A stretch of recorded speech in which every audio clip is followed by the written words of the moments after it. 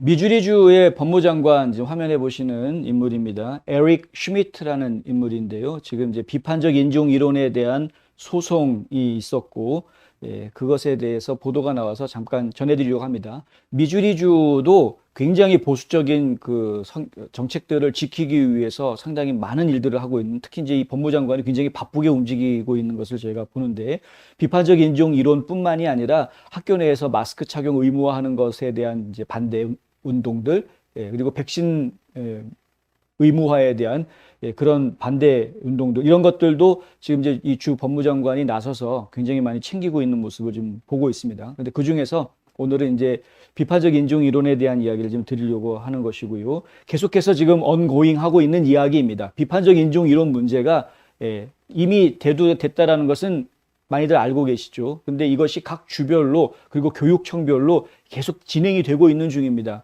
상당히 많은 교사들이 이미 작용화돼 있기 때문에 그들 머릿속에서는 지금 미국 역사 교과서에 있는 역사는 이거는 정복자들의 역사인 것이지 진짜 미국의 역사가 아니다.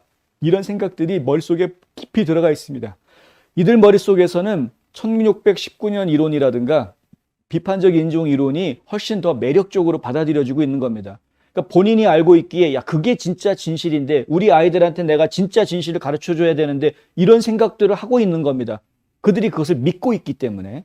근데 이런 교사들이 그런 믿음과 달리 자기가 생각하기엔 이게 진짜 역사인데 하지만 못 가르치고 있다?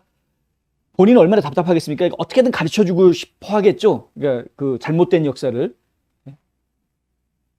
그거를 지금 어떻게든 막아야 되니까 골치가 아픈 겁니다. 그래서 그 교사를 해고시킬 수도 없고, 그러니까 지금 상당히 골치 아픈 문제에 빠져 있다. 그런데 다행스럽게 이 문제가 지금 어떻게 전개가 되고 있느냐 하면 학부모들이 커리큘럼에 개입하게 해주는 것으로 점차 전개가 되고 있는 것이죠. 그래서 학부모들이 직접 교사를 상대하게끔 하는 겁니다.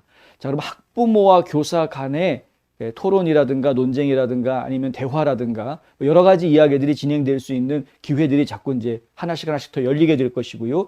결국은 학부모들이 나서서 이 문제를 해결해내야 되는 그런 상황이 이제 되어가고 있는 것이다.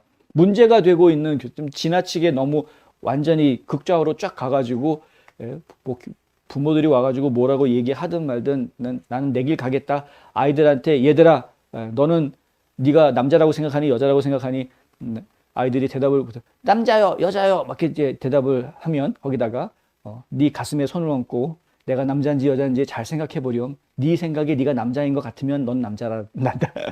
네 생각에 네가 여자인 것 같으면 넌 여자란다. 이런 식으로 가르치는 교사가 있다라고 생각해 보십시오. 그 얼마나 끔찍한가. 비판적 인종 이론이 그런 식으로까지 갑니다. 결론적으로는 아이들한테 글짓기를 하라고 그러는데 글짓기 하라고 이야기하는 상황에서 글짓기 주제로 내주는 게 무슨 뭐 이상한 첫 번째 섹스가 어떠고 저쩌고 뭐 술을 마셨니 뭐 마약을 했을 때 느낌이 과연 어땠을까 뭐 이런 거를 글을 쓰라고 그러면 그럼 마약을 하라는 겁니까? 뭘 아이들한테. 그러니까 말도 안 되는 일들이 지금 학교에서 벌어지고 있는 것을 그동안 너무나 몰랐다. 우리 미국의 학부모들이. 근데 근래 들어서 다 알게 된 겁니다. 이게 이런 게 아닌데? 어떻게 이런 일이 벌어질 수가 있지? 알고 봤더니 우리의 학교만 그런 게 아니라 전국적으로 그런 일들이 벌어지고 있었다. 알고 봤더니 그렇게 전국적으로 일이 벌어지고 있을 수 있었던 게 바로 비판적 인종 이론이라는 생각을 가지고 있는 교사들이 혹은 그 단체들이 만들어내는 여러 가지 교재들, 그런 생각을 가지고 있는 사람들이 만들어내는 여러 가지 부수적인 프로그램들이 전국적으로 확산되어 있는 그런 시스템들이 이미 있고 회사들이 있고 이미 다 조직이 다 돼 있고 협회도 만들어져 있고 자기네들끼리 막 계약 관계가 다 되어져 있고 그래서 그 교육 프로그램을 갖다가 가르치는 교사한테는 특정 지원이 가지고 돈도 주고 막 이러고 있더라는 거죠. 그런 것들이 다 알려지게 됐습니다. 현재로서는. 이제 막는 길만 남아있는 상태. 미주리주의 스프링필드라는 곳이 있는데 이 스프링필드의 교육청을 상대로 해서 슈미트 주 법무장관이 소송을 제기했습니다. 뭐라고 제기했냐면 이 교육청이 비판적 인종 이론 및 기타 용어와 관련된 문서를 요구하는 공개 기록에 응하지 않았기 때문에 주 정부의 햇볕법, 선샤인 러우라고 하는데요. 이 햇볕법을 위반했다. 그러니까 교육을 하고 있으면 그 교육하고 있는 내용에 대해서 교육 과정이라든가 교사들을 위한 교사 연수 자료라든가 이런 것들을 좀 내놔라. 그래서 그것이 얼마나 비판적 인종 이론에 영향을 받고 있는지 우리가 검토해 봐야 되겠다라고 요청을 했는데 안 내놓는다는 거죠. 이 스프링필드 교육청에서. 그러니까 검토해 봐야 되겠다. 안 내놔? 그러면 어쩔 수 없네. 법원의 도움을 받아야죠. 그래서 이제 소송을 건 겁니다. 내놓으라고. 왜 안 내놓겠습니까? 교육청이. 주 법무장관이 교육 자료를 달라고 하는데 왜 안 주는 겁니까? 네. 뭔가 감추고 싶은 게 있으니까 안 주는 것 아니겠느냐 이거죠. 슈미트 장관이 하는 이야기가 그렇습니다. 그들은 무엇을 숨기고 있나? 우리는 진상을 규명하고 싶고 이것을 멈춰야 한다. 왜 그들은 사람들에게 이 교과 과정을 숨기려고 하느냐라고 인터뷰에서 하는 이야기가 나왔다. 이러한 아이디어들은 내 생각에는 이제 이 법무장관이 하는 얘기입니다. DC 칵테일 파티들의 창조물이다. 워싱턴 DC에 모여가지고 자기들끼리 파티하면서 야 어떻게 해야 우리가 영원히 지배하는 나라를 만들 수 있을까를 논하는 그런 칵테일 파티의 창조물이다. 그래서 우리가 이거를 반대하는 겁니다. 미국 중부, 특히 내가 사는 미주리주에서는 그것은 그것들은 악취가 하늘을 찌르고 있다. 가스 가격 훨씬 올라가고 식료품 가격 올라갔고 중고차 가격 올라갔고 지금 인플레이션이 40년 만에 최고치를 기록하고 있지 않은가. 이로 인해서 가족들이 생계 유지하는 것은 훨씬 더 어려워졌다. 이 주 법무장관이 이런 얘기를 하는 겁니다. 경제 얘기가 갑자기 인플레이션 얘기가 여기서 왜 나오느냐? 비판적 인종 이론이라는 것이요.